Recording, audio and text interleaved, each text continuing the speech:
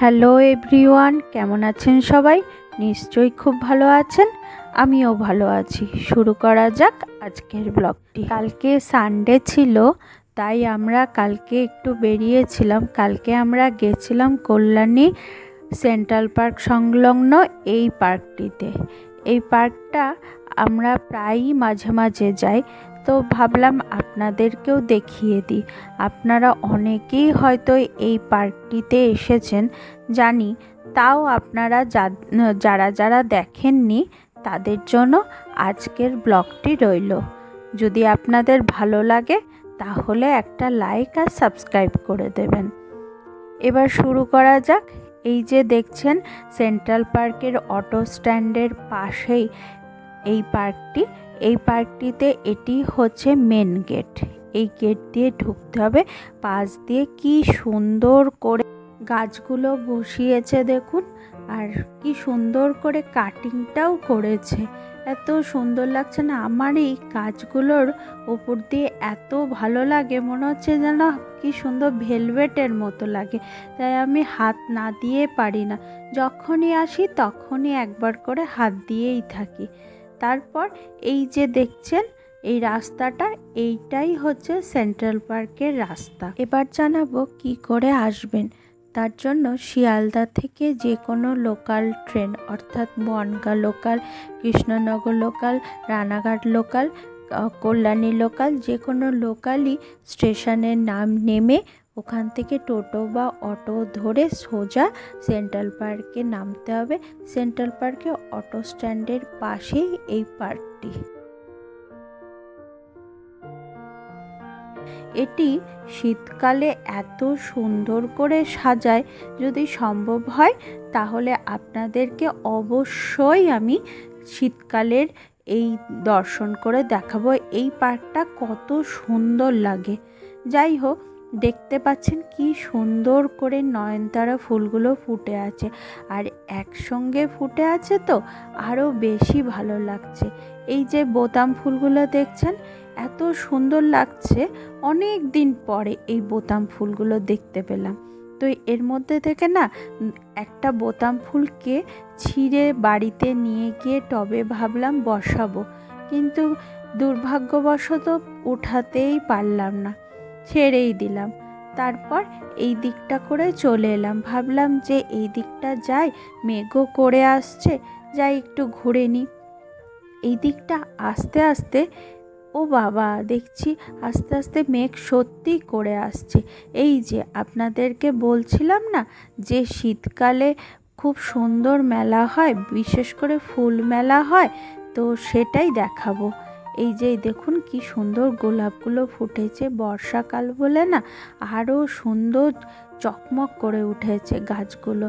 আমি তো এখান থেকে সত্যি কথা বলতে প্রায়ই ফুল নিয়ে যাই, বাড়ির জন্য দুটো একটা করে ফুল নিয়ে যাই, তারপর এটা ফ্লাওয়ার ভাসে রেখে দিই। আর বিশেষত এই ফুলটাকে, এই যে সূর্যমুখী ফুলটাকে যে এখন দেখতে পাবো বিশ্বাসই করতে পারিনি।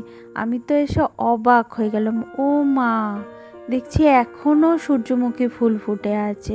এই ফুলগুলো না শীতকালে ওরা লাগিয়েছিল, খুব সুন্দর হয়েছিল আর বেশ বড় বড় ফুটেছিল। বলছি না শীতকালে এত সুন্দর লাগে। আপনারা একবার আসবেন, দেখবেন এত সুন্দর করে সাজায়। এখানে খুব সুন্দর করে ফুল এক্সিবিশন হয়, তারপর সবজির এক্সিবিশন হয়, এত সুন্দর করে সাজায়, ওটা একটা মেলার মতোই হয়, খুব সুন্দর দেখতে লাগে।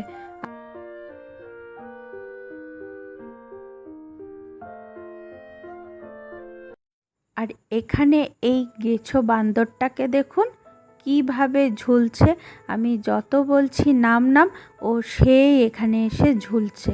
আর এই যে বলছিলাম, এই যে এই দেখুন এখন থেকেই চন্দ্রমল্লিকার শুরু হয়ে গেছে চাষ করা, আবার ব্যারিকেড করে রেখেছে, সমস্ত ছাগল টাগল প্রায় ঢুকে যায়। বিভিন্ন মানুষরাও এসে এখানে দেখি ঢুকে ছবি টবি তোলে, তো ওনারা বারণ করে, শোনে না বলে, তার জন্য ব্যারিকেড করে রেখেছি।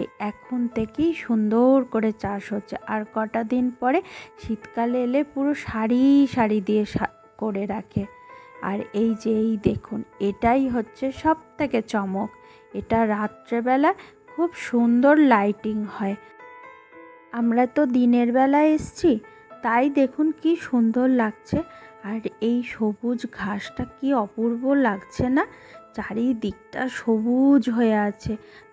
বিশেষ করে এই বৃষ্টি পড়াতে না, আর রোদের এই আলোটাতে আরও বেশি করে ফুটে উঠেছে এটা। এই জন্যে না আমার এত ভালো লাগে এখানে আসতে।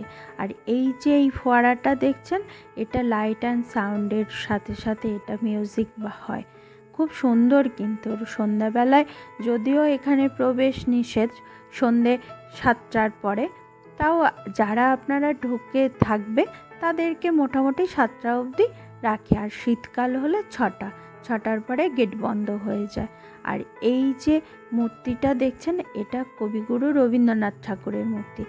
এখানেই কিন্তু সমস্ত রবীন্দ্র জয়ন্তী থেকে শুরু করে সমস্ত প্রোগ্রাম এখানে এই চাতালটার মধ্যেই হয়।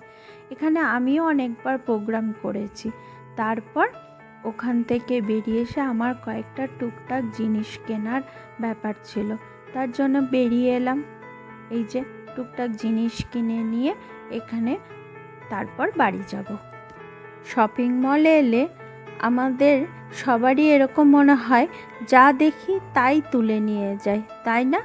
আমার তো মনে হয় এরকম, কোনটা ছেড়ে কোনটা নেব। তো সব তো নেওয়া যায় না, বেছে বেছে বেছে বেছে যে কটা দরকার হয় সেটা নিয়ে যাই।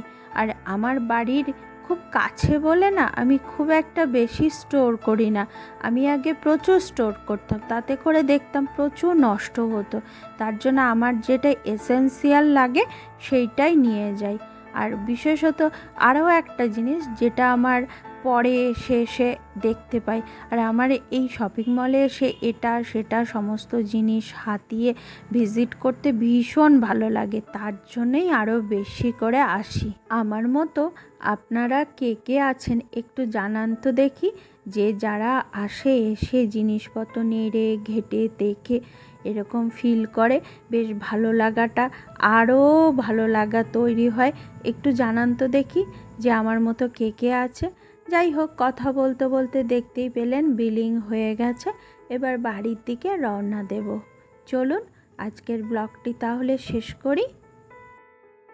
আজকের মতো আসি, আবার একটা নতুন ব্লগ নিয়ে অবশ্যই আসবো আপনাদের সাথে গল্প করতে আর আড্ডা দিতে।